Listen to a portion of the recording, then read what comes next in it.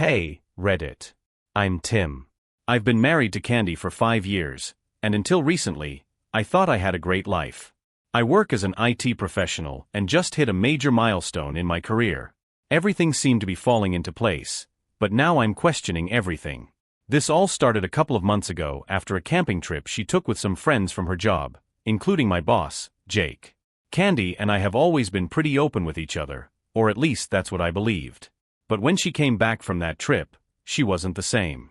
She seemed distant, always distracted, and quick to snap at me over the smallest things. I thought maybe she was just stressed, but then she started taking her phone everywhere, something she never did before. I knew something was up. One night, after she got back from running errands, she tossed her jeans in the laundry basket and went to shower. That's when I noticed it, a weird stain on the waistband of her pants. I didn't want to jump to conclusions, but it didn't sit right with me. I told myself I was being paranoid and tried to brush it off, but deep down, I knew I had to look into it. The next morning, I brought it up casually over breakfast, mentioning I'd noticed the stain and asked if she'd spilled something. Her face turned red, and she immediately got defensive, saying it was just some mud from the trip. But her reaction? It wasn't normal. That was my first real confirmation that something wasn't right. That night, I barely slept. I kept thinking about how Candy had been acting lately, short-tempered, glued to her phone, and sneaking out for long grocery runs.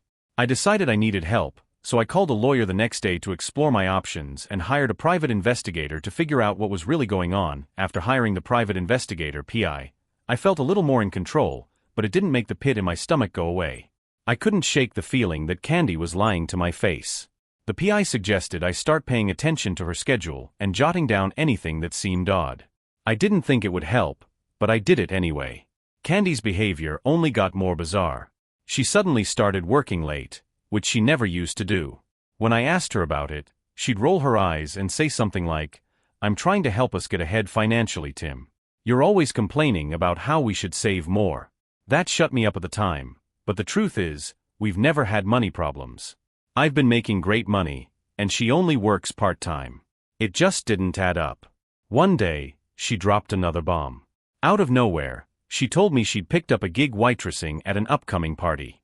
Candy had no history of waiting tables, and honestly, she'd always acted like it was beneath her. I asked her why she'd suddenly decided to do this, and she laughed it off like it was no big deal. Jake asked me to help out. It's just one night, and the money's great. Jake. My boss. I played it cool, but inside, I was boiling. Why was my wife taking orders from my boss, a guy who's always been a little too smooth for my liking? And why didn't she run this by me first? Something about it felt all kinds of wrong. The night of the party, I offered to drop her off, but she declined, saying it wasn't necessary. When she left, I sat there, staring at the front door, feeling more helpless than ever. That's when the PI called with an update. "I've got some initial findings," he said. "There's nothing concrete yet, but your wife's been meeting Jake after work hours. It's not just work-related." My heart sank. I'd been suspicious, but hearing it out loud hit me like a truck. I asked for details, and he told me they'd been seen at a coffee shop once and leaving a bar together another time. It wasn't damning evidence, but it was enough to confirm my worst fears. Candy and Jake were up to something. That night, when Candy got home from the party, I pretended to be asleep. She came in quietly, went straight to the shower, and slipped into bed without saying a word. As I lay there in the dark, I made up my mind. I wasn't going to confront her until I had all the facts. I needed to know the full extent of her betrayal before I made my move. I told myself I'd wait for the PI's final report. Until then, I'd keep my head down and play the clueless husband. But inside, I was crumbling. The next few days were excruciating. I acted like everything was fine, but inside, I was unraveling. Candy's behavior didn't help. She was constantly on her phone, texting with a faint smirk or chuckling to herself. When I'd ask her who she was talking to, she'd just wave me off with, "Oh, it's just Rebecca," or some other friend's name I didn't recognize. I wasn't buying it. The PI called again midweek with more updates. He told me he'd installed a GPS tracker on Candy's car and had been tailing her discreetly. That afternoon, she went to a hotel on the edge of town, one of those mid-range places with a reputation for hosting shady meetups. Jake's car was parked right next to hers. I felt like someone had knocked the wind out of me.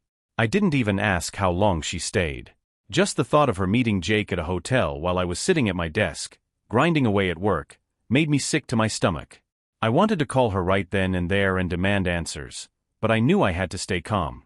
The PI promised he'd get me photo evidence by the end of the week. I figured if I was going to confront her, I needed all the proof I could get. On Friday, Candy said she was meeting some friends for dinner. I played along, even kissed her goodbye, but as soon as she left, I called the PI. Sure enough, she wasn't going to a restaurant. She drove straight to the same hotel, and this time, the PI sent me pictures. Candy walking into a room with Jake, holding hands. I sat in my car staring at those photos, my hands shaking. There was no denying it now. My wife, my partner of 5 years, was cheating on me. And with my boss, no less. I felt a mix of rage, humiliation, and heartbreak. This wasn't just a betrayal, it was a public slap in the face. Jake knew I worked for him, and Candy knew how much I respected him professionally. It was like they were laughing behind my back. That night, when Candy came home, she acted like nothing was wrong. She even brought me leftovers from dinner with the girls. I could barely look at her. Every time she smiled, all I could see was her walking into that hotel room with Jake. "I'm going to bed early," I mumbled, cutting our conversation short. As I lay there, staring at the ceiling, I realized I couldn't keep pretending. Candy had crossed a line, and there was no coming back. Tomorrow, I'd confront her. I didn't know what would happen, but I couldn't live like this anymore. The next morning, I woke up feeling like I hadn't slept at all. My head was pounding, my chest felt tight, and my mind raced through every possible scenario. I didn't want to believe it, but the evidence was right there in my hands. There was no turning back now. Candy was in the kitchen making coffee when I came downstairs. She looked up and smiled, completely unaware of the storm brewing inside me. "Morning, babe. Want some coffee?" she asked, her voice cheerful, like everything was normal. I didn't answer right away. Instead, I walked to the table, sat down, and pulled out my phone. "We need to talk," I said, my voice steady but cold. Her smile faltered, and she gave me a wary look. "Okay. What's going on?" I slid my phone across the table. On the screen was one of the photos the PI had sent me, her and Jake hand in hand, walking into that hotel. The color drained from her face. She didn't even try to deny it. For a moment, she just stared at the picture, her hands trembling. Finally, she looked up at me, her eyes wide with panic. "Tim, I can explain." "Don't," I interrupted, my voice sharp. "Don't insult me with excuses. I want the truth, Candy. How long has this been going on?" She opened her mouth, then closed it again, like she was searching for the right words. "It's not what it looks like," she finally said, her voice shaking. I slammed my hand on the table, making her jump. "Don't lie to me," I yelled. "I've seen the photos. I know you've been sneaking around with Jake. Just tell me the truth." Her face crumpled, and she started crying. "It's not serious, Tim. I swear it's just a fling. It didn't mean anything. I wasn't trying to hurt you. Not trying to hurt me." I repeated, my voice dripping with sarcasm. "You're sleeping with my boss, Candy. Do you have any idea what you've done? You didn't just betray me, you humiliated me." She sobbed harder, covering her face with her hands. "I didn't mean for it to happen. I don't know. I was feeling ignored, and Jake was there, and—" "Don't you dare put this on me," I cut her off. "I've done nothing but support you. I've worked my ass off to give us a good life, and this is how you repay me." For a moment, the only sound in the room was her crying. I leaned back in my chair, trying to catch my breath. My heart was racing, and my hands were shaking, but I forced myself to stay calm. "You've destroyed everything, Candy," I said finally, my voice low and tired. "I don't even know who you are anymore." She wiped her eyes and looked at me, her expression pleading. "Tim, please. I'll end it. I'll do whatever it takes to fix this. Just don't give up on us." But her words felt hollow. I didn't see remorse in her eyes, just fear. Fear of losing her comfortable life. Fear of being exposed. "I need time to think," I said, standing up. "But don't expect me to forgive you. Not this time." I grabbed my keys and walked out the door, leaving her sobbing at the kitchen table. As I drove aimlessly around town, the weight of her betrayal pressed down on me. I knew this was only the beginning. I spent most of the day driving around, trying to process everything. The betrayal, the lies, the humiliation. It was too much to handle all at once. I parked at a quiet spot by the lake, staring at the water as I replayed the confrontation in my mind. Her tears, her excuses, her hollow promises, they felt like poison, and I couldn't shake the bitterness building inside me. By the time I got home, it was late afternoon.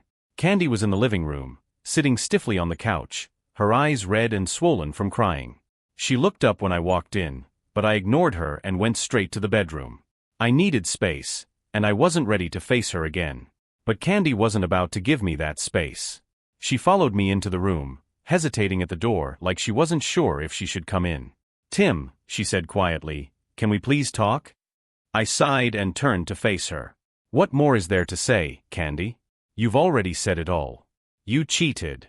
You lied. Now what?" Her lip quivered, and she stepped inside, closing the door behind her. "I'm sorry," she whispered. "I know I screwed up, but I love you. I don't want to lose you." Her words sounded desperate, but I couldn't tell if it was because she truly regretted what she'd done or if she was just scared of the consequences. I decided to push her. "Why Jake?" I asked.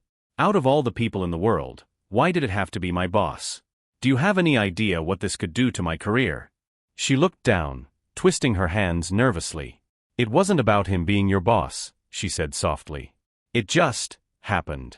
He started flirting with me, and I was feeling—" "Don't," I cut her off, raising my hand. "Don't give me the 'it just happened' excuse. Affairs don't just happen, Candy. You made a choice. You chose to betray me." She flinched at my words but didn't argue. Instead, she sat down on the edge of the bed, her head in her hands. "I know," she murmured. "I know I messed up.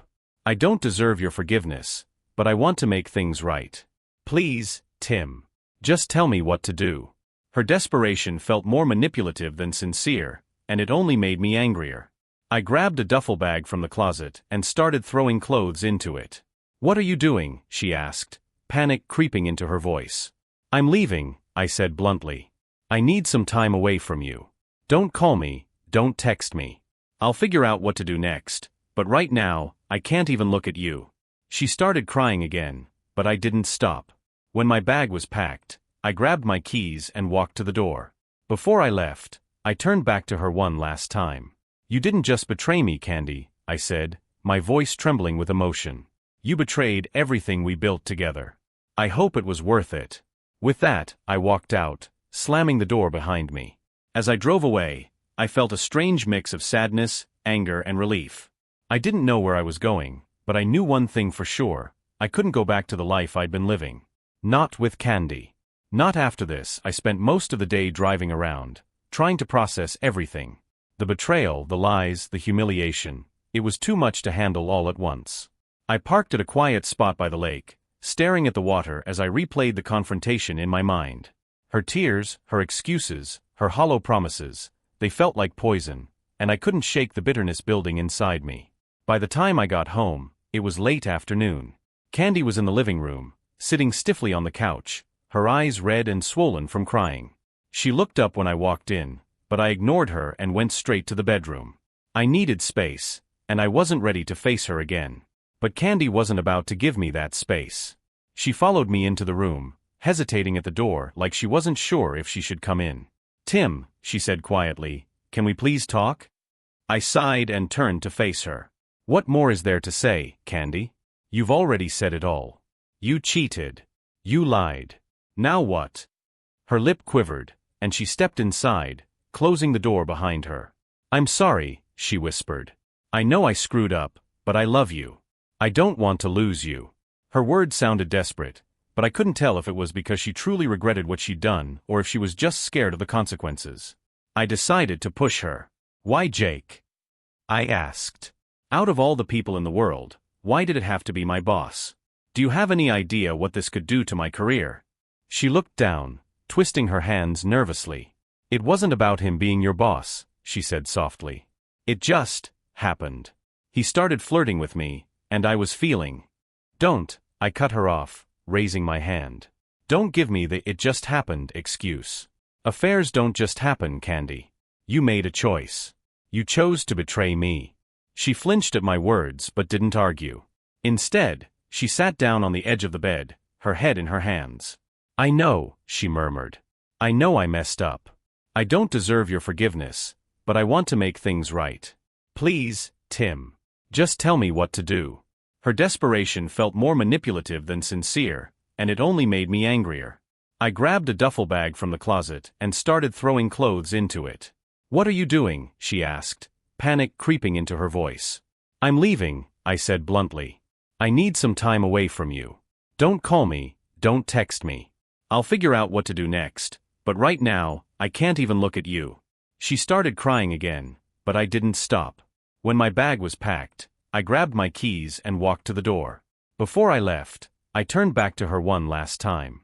You didn't just betray me, Candy, I said, my voice trembling with emotion. You betrayed everything we built together. I hope it was worth it. With that, I walked out, slamming the door behind me.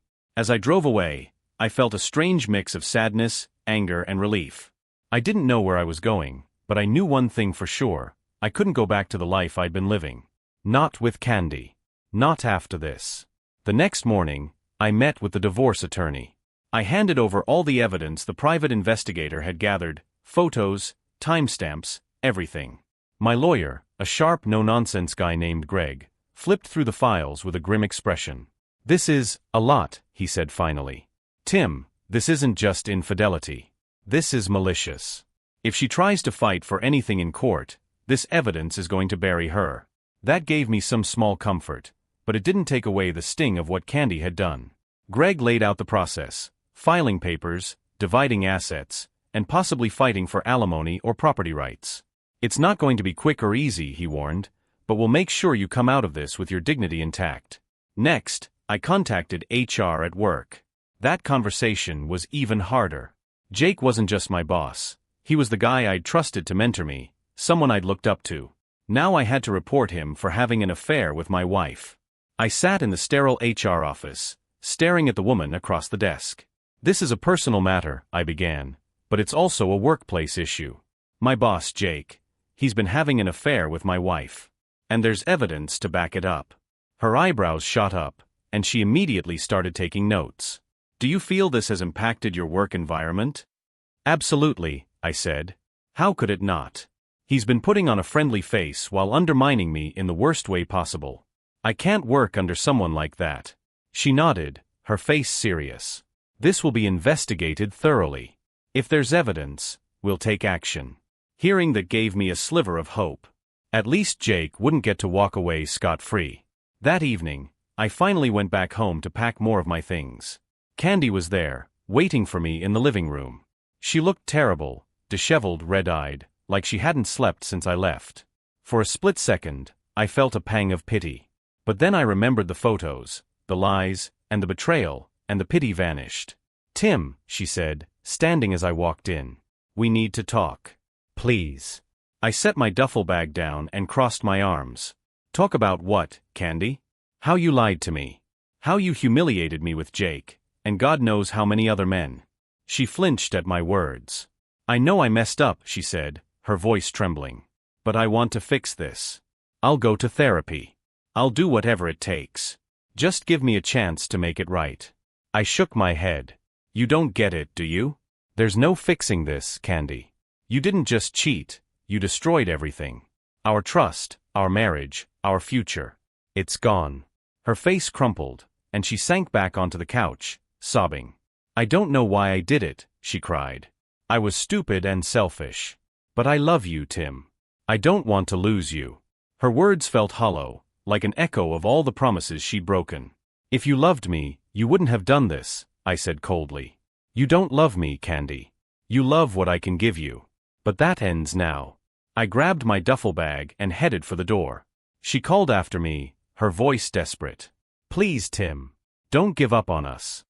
I turned back one last time, my heart heavy but resolute. You gave up on us the moment you walked into that hotel room. This is on you. And with that, I walked out, leaving her sobbing in the living room. That night, I stayed with a friend, trying to piece together what was left of my life. My phone buzzed constantly, texts from Candy, from Jake, even from a few mutual friends who'd apparently caught wind of the situation. I ignored them all. I didn't have the energy to deal with their opinions or excuses. For now, I just needed to focus on surviving the fallout and figuring out how to rebuild my life from the ground up. A few days later, I got a call from HR at work. They'd conducted a preliminary investigation into my allegations against Jake. When I stepped into the office, the atmosphere was tense. The HR rep greeted me with a serious expression and gestured for me to take a seat. "Tim, we've reviewed the evidence you provided and spoken with a few employees. Based on what we've found, we'll be taking disciplinary action against Jake," she said. My heart raced. What kind of action? She adjusted her glasses and replied, "We've determined his conduct violated company policy, both in terms of his personal relationship with you and his use of work resources for inappropriate activities. He's being placed on administrative leave pending further review. If the evidence holds, termination is likely." Hearing that was like a small victory. Jake might not face the public humiliation he deserved, but at least he wouldn't get away with it entirely. I thanked her and left, feeling a weight lift off my shoulders. Back at the hotel, my phone buzzed with a text from Candy. I hadn't replied to her since leaving, but this one caught my attention. "Candy, Jake called me. He said he's losing his job because of this. Are you happy now?"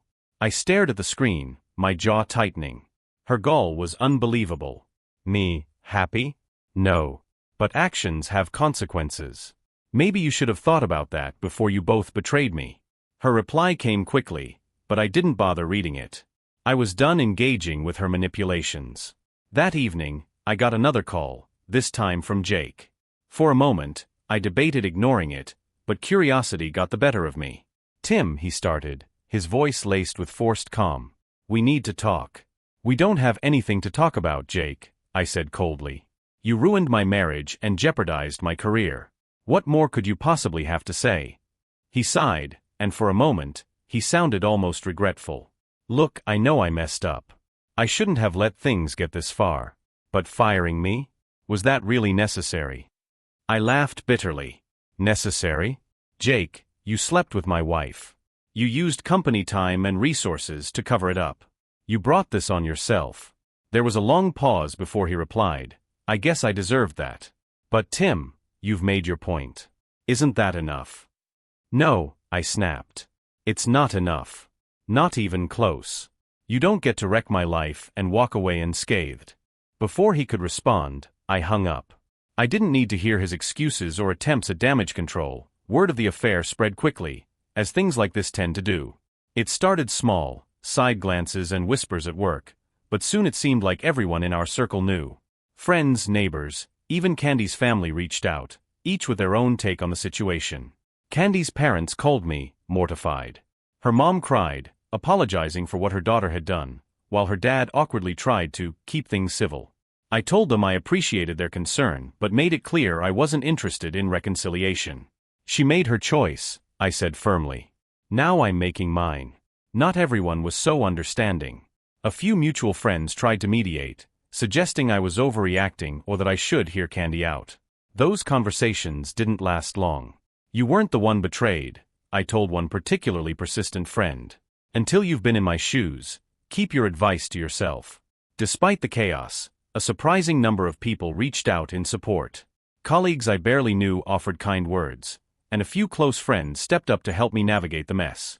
It reminded me that not everyone in my life was a snake like Jake or a liar like Candy. With Jake facing potential termination and Candy's reputation in tatters, it felt like the first pieces of justice were falling into place. But I knew this was just the beginning. The divorce proceedings loomed ahead, and I was determined to come out of this with my head held high, and my life back on track. A week after I filed for divorce, Candy showed up at my hotel unannounced. I was sitting on the bed, staring at the TV but not really watching when I heard the knock. My first thought was that it was housekeeping or maybe the delivery guy I'd ordered dinner from, but as soon as I opened the door, there she was. "Tim, please," she said, clutching her purse tightly. "Can we talk?" I stared at her for a long moment, torn between slamming the door in her face and hearing her out. Her appearance startled me. Candy, who always took so much pride in looking put together, looked disheveled. Her hair was pulled back in a messy bun, her face was pale, and her eyes were puffy like she'd been crying for days. "5 minutes," I said coldly, stepping aside to let her in. She walked in slowly, glancing around the room as though expecting to find someone else there. "Nice place," she said weakly, trying to fill the silence. I didn't respond. I stayed by the door, arms crossed, waiting for her to get to the point. She fidgeted with the strap of her purse, her eyes darting around like she couldn't bear to look at me directly. Finally, she sat down on the edge of the bed, her shoulders slumped. "Tim," she began, her voice barely above a whisper. "I know I don't deserve to be here. I know I've hurt you in ways I can't even begin to fix. But I need you to know that I'm sorry. Truly sorry." I let out a bitter laugh. "You're sorry? That's it? That's what you came here to say?" Her head snapped up, and I could see tears brimming in her eyes. "No," she said quickly. "It's more than that. I want to fix this. I want to make things right. Make things right." I repeated, my voice rising. "Candy, there's no fixing this. You didn't just make a mistake, you made a series of choices that destroyed everything we built together. Do you even understand that?" She flinched at my tone but didn't back down. "I know, Tim. I know I messed up. But I love you. I always have. And I don't want to lose you. Love." I shot back. "Don't even use that word. If you loved me, you wouldn't have slept with my boss. Or the other men. You wouldn't have lied to my face for months. You wouldn't have humiliated me." Her tears spilled over, and she buried her face in her hands. "I don't know why I did it," she sobbed. "I was stupid and selfish. I wasn't thinking about the consequences. I was just lost. Lost." I said, my anger boiling over.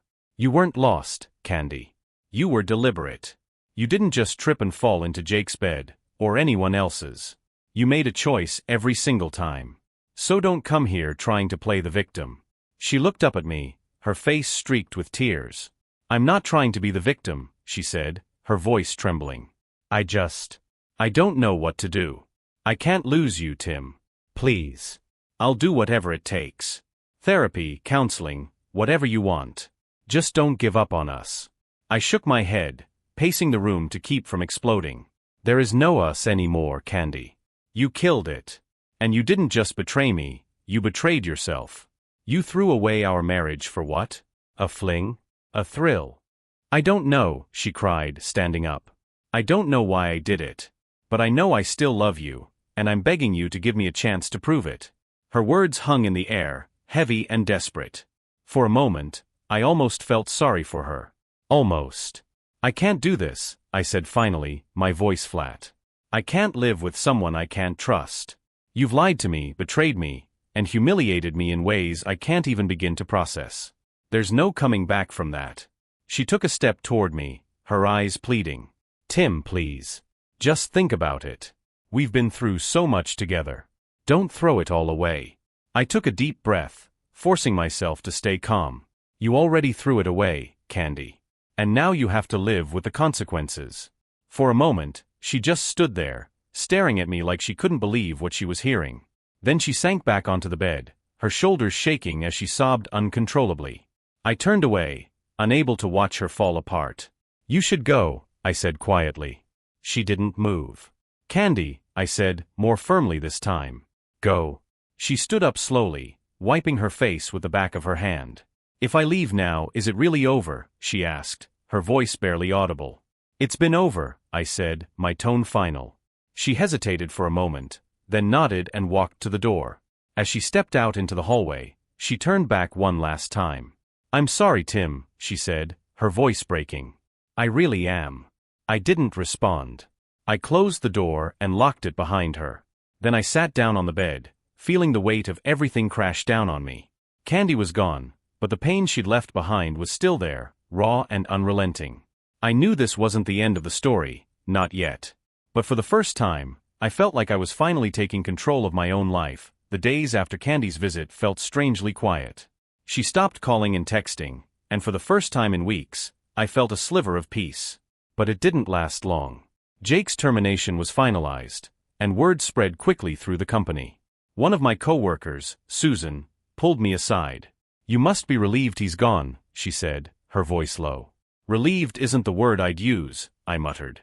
Susan hesitated, then added, "People are talking, you know.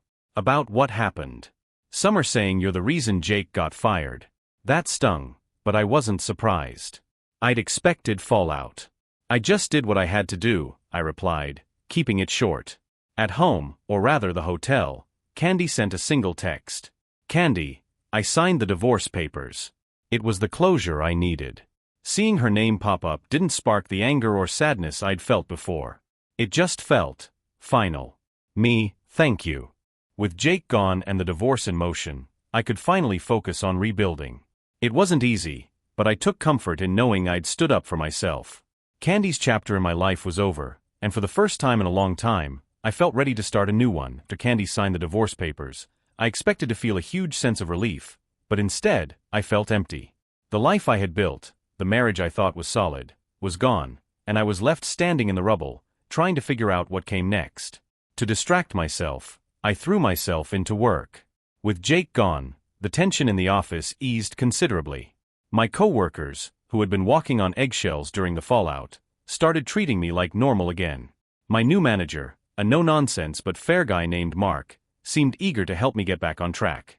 Let's focus on the projects you're passionate about, Mark said during one of our meetings. You've been through a lot. I want to make sure you have the space to do your best work. I appreciated his approach, but work alone couldn't fill the void. On weekends, I started going to the gym, a habit I'd abandoned during the chaos with Candy. There was something cathartic about sweating out my frustrations, feeling my body grow stronger as my mind began to clear. One evening, I ran into an old friend, Matt, at the gym. He hadn't heard about the divorce, so I gave him a brief version of the story. Man, that's rough, he said, shaking his head. But you're better off without her. If she couldn't see your worth, that's on her. Hearing those words from someone else gave me a boost I didn't realize I needed. Matt invited me to join his pickup basketball games on Saturdays, and I found myself saying yes. The more time I spent focusing on myself, the more the weight of Candy's betrayal began to lift. There were still moments of anger and sadness, but they didn't consume me the way they used to. I even stopped checking her social media, realizing I didn't care what she was doing anymore. Then one day, out of the blue, I got an email from her. Subject, for what it's worth. Tim. I know I've said this before, but I'm sorry. I've had time to reflect on everything, and I realize now how much I took you for granted. You didn't deserve what I did to you. I hope someday you can forgive me. Candy. I stared at the screen for a long time, unsure of how to respond, or if I even wanted to. In the end, I didn't reply. Forgiveness wasn't something I owed her, and her words didn't change the past. For the first time in months, I felt like I was truly moving forward. The gym, my friends, and even work were helping me piece myself back together. I wasn't the same person I was before Candy's betrayal, but maybe that was a good thing. I was stronger now, more focused, and more determined to live for myself. After Candy's email, I realized something. I didn't need her apology to move forward. Her regret, whether genuine or just another attempt to ease her guilt, wasn't my burden anymore. It was freeing in a way I hadn't expected. The weeks that followed were all about small victories. I started saying yes to things I would have ignored before: weekend basketball games with Matt, spontaneous outings with coworkers, and even joining a hiking group I found online. Each step felt like reclaiming a piece of myself that had been buried under years of routine and compromise. One Saturday morning, Matt introduced me to his sister, Claire, at one of our basketball games. She just moved back to town after a messy breakup and was looking to make friends. She had this easygoing energy that made her instantly likable, and before I knew it, we were joking like old pals. "You're not half bad for someone who claims to be rusty," she teased after I made a decent shot. "Rusty doesn't mean useless," I shot back with a grin. We ended up grabbing coffee after the game, just the two of us. It wasn't a date, not really, but it felt good to have a casual, light-hearted conversation with someone new. Claire was refreshingly straightforward, and we found ourselves trading war stories about bad relationships. She'd been cheated on too, though her situation was different. "It doesn't just hurt your heart, it messes with your head," she said, stirring her coffee absent-mindedly. "Like, you start questioning everything, even your own judgment." "Exactly," I said, nodding. I spent so much time asking myself what I did wrong, but the truth is, it wasn't about me. It was about her choices. Claire smiled, a genuine, understanding smile. "Sounds like you're starting to figure things out." That conversation stuck with me. It wasn't like I suddenly had everything figured out, but it felt good to talk to someone who understood without judgment or pity. Claire and I started hanging out more, and while I wasn't ready for anything serious, it was nice to feel like I could connect with someone again. Work became another pillar of stability. With Jake gone, the atmosphere had shifted entirely. Mark, my new boss, was supportive without being overbearing, and for the first time in months, I actually looked forward to my projects. One day, Mark called me into his office to discuss a potential promotion. "You've handled yourself with professionalism and grace during what I know has been a challenging time," he said. "Your work speaks for itself, Tim. I think you're ready for more responsibility." Hearing those words was like a balm to my bruised ego. I'd spent so much time feeling humiliated by Candy and Jake's betrayal that I'd forgotten my own worth. This was a reminder that I was capable and respected, no matter what had happened. Meanwhile, I continued to attend the hiking group I joined. Being out in nature, away from screens and stress, was therapeutic. On one hike, as the group took a break near a waterfall, I found myself talking to an older man named Gerald. He was in his 60s and had the calm, wise demeanor of someone who'd seen it all. "Life's funny," he said, sipping from a thermos. "It has a way of kicking you down just to see if you'll get back up." "Feels like it's been kicking me down a lot lately," I admitted. Gerald chuckled. "That's because you're still in the thick of it. But trust me, kid, there's light on the other side. You just have to keep walking toward it." It sounded cliché, but something about the way he said it stuck with me. Then came the biggest surprise, a letter from Candy's lawyer. She wasn't contesting the divorce or the terms I'd laid out. In fact, she agreed to everything without a fight. No alimony, no claim on my retirement fund, nothing. "I just want you to be happy," her note attached to the agreement read. "I know I don't deserve forgiveness, but I hope this is a step in the right direction." It felt strange, anticlimactic even, but I wasn't about to argue. The divorce was finalized a month later, and when I walked out of the courthouse that day, it felt like a weight had been lifted off my shoulders. To celebrate, Matt and Claire took me out for drinks. As we clinked glasses, Claire raised hers higher and said, "Here's to moving on and building something better." I smiled genuinely, for what felt like the first time in ages. "To moving on," I echoed. The road ahead wasn't clear, and I still had scars from everything I'd been through. But for the first time in a long time, I felt hopeful. My life wasn't what I'd imagined it would be, but maybe, just maybe, that wasn't such a bad thing. Life after the divorce felt like a clean slate, even if the wounds were still fresh. I kept busy with work, accepting the promotion Mark had offered, and threw myself into projects that reignited my passion. The days began to feel purposeful again. Claire and I continued to spend time together, our friendship growing naturally. There were moments when I thought about what it could turn into, but for now, I was content to take things slow. She never pressured me, which made being around her easy and comforting. One afternoon, we went on a hike, just the two of us. As we reached the summit, overlooking the sprawling valley below, she turned to me with a smile. "You seem lighter lately, Tim. Like you're finally breathing again." I looked out at the view, feeling a sense of peace I hadn't known in months. "I think I am," I said quietly. It wasn't a perfect ending, life never is. But it was a beginning, and that was enough. For the first time, I felt like I was standing on solid ground, ready to move forward on my terms. Months passed, and life settled into a rhythm. Work was fulfilling, Claire and I had grown closer, and I'd started to genuinely feel like myself again. I wasn't in a rush to label our relationship, but the connection we shared felt meaningful, steady and honest, the opposite of everything I'd experienced with Candy. One Friday evening, after wrapping up a big project at work, I decided to treat myself to dinner at a small, quiet restaurant downtown. As I scanned the menu, my phone buzzed. It was a number I didn't recognize. "Tim, this is Jake. I know I'm the last person you want to hear from, but we need to talk.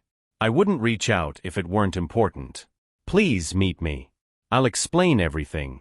My first instinct was to delete the message, but curiosity gnawed at me. Why would Jake contact me now? What could he possibly have to say? Against my better judgment, I texted back. "You've got 20 minutes. I'm at Gino's downtown." When Jake walked into the restaurant, he looked like a shadow of the smug, confident man I used to work for.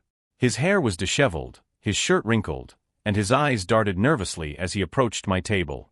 "Thanks for agreeing to meet," he said, sitting across from me. "Cut to the chase, Jake," I said coldly. "What do you want?" He swallowed hard, visibly uneasy.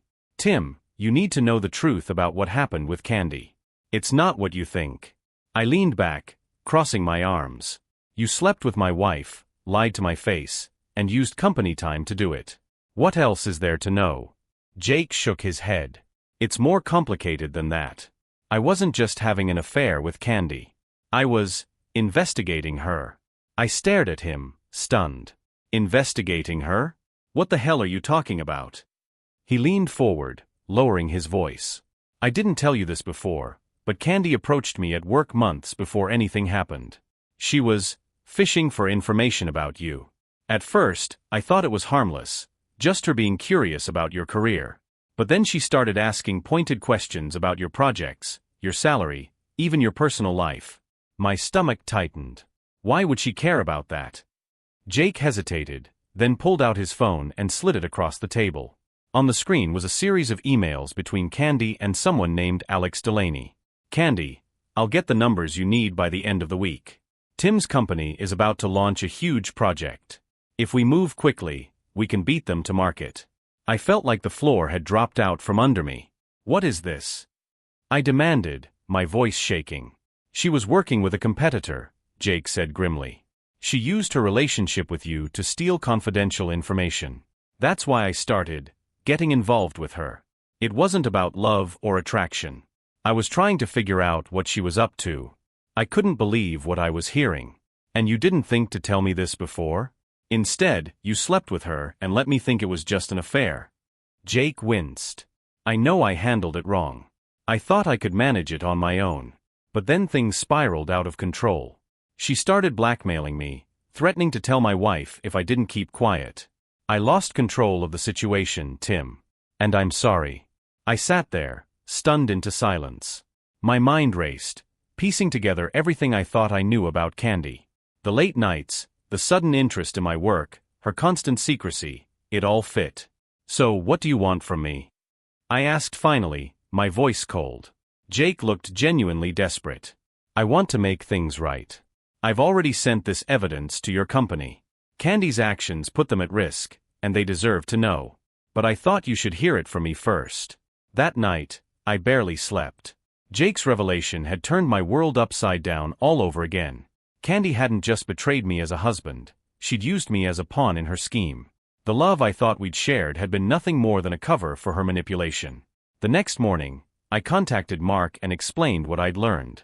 To his credit, he was understanding and reassured me that I wasn't under suspicion. We'll handle this internally, he said firmly. But Tim, you need to focus on yourself. This isn't your fault. A few weeks later, as the investigation into Candy unfolded, I received an unexpected letter in the mail. It was from Candy. Tim, I know you probably hate me, and I don't blame you. By now, you've likely learned the truth about everything I did. I don't expect forgiveness or understanding, but I want you to know I never stopped loving you. I just got lost in my own greed and ambition, and I dragged you down with me. I've ruined everything, our marriage, your trust, even your career, and for that, I'll never forgive myself. I hope someday you can find peace and happiness, even if it's without me. Candy, ***. I folded the letter and set it aside. Her words didn't absolve her of what she'd done, but for the first time, I felt nothing. No anger, no sadness, just a quiet acceptance. In the months that followed, I focused on building a life that was truly mine. Claire and I grew closer, and for the first time in a long time, I felt like I was with someone who saw me, not for what I could give, but for who I was. Candy became a distant memory, a cautionary tale about trust and betrayal. And while the scars of her actions would always remain, I knew I was stronger for having survived them. The ending of my marriage wasn't the end of my story. It was the beginning of a new one where I finally got to live for myself. And that, more than anything, was unexpected.